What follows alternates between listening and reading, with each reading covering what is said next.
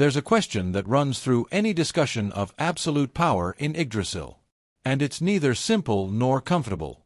If Ainz Ooal Gown had 100 levels in races alone, would he be invincible? Because, at first glance, the answer seems tempting. 100 racial levels mean a body beyond common limits.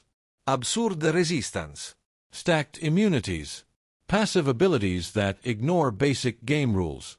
A being that not only conjures magic, but exists beyond the normal reach of damage, fear, and death. But Yggdrasil was never a game made for easy answers. Racial levels aren't just raw power. They shape identity, limit choices, and define irreversible paths. Each racial advancement grants unique advantages, but also closes doors. Fewer classes available. Less flexibility. Less adaptability. And in a game where information, preparation, and reading the enemy decide wars, rigidity can be fatal. Ainz, as he is, already represents a dangerous balance between race and class. Supreme magic, field control, strategic summons, and a cold mind that calculates every move. Now imagine removing almost all of that versatility and replacing it with something different.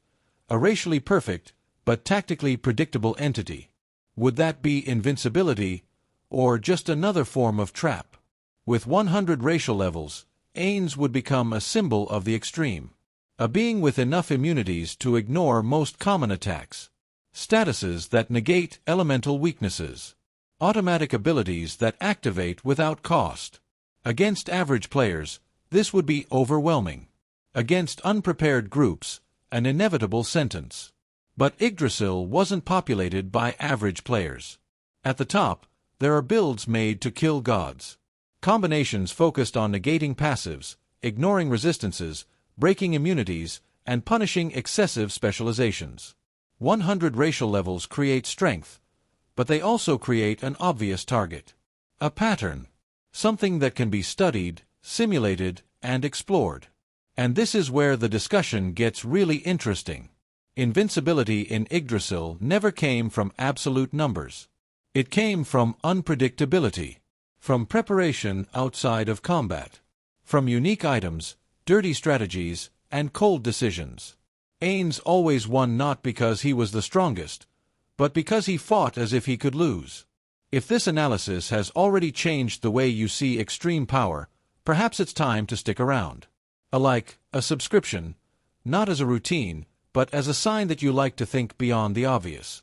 Because the most dangerous questions aren't, who is stronger? But, who makes the last mistake?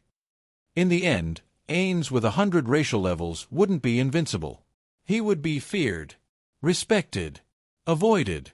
But he would still play within a system created to punish excesses.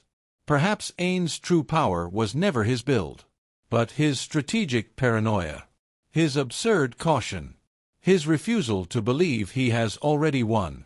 In Yggdrasil, that's worth more than any level, because it's not the strongest who survives. It's the one who never allows himself to fight as if he were.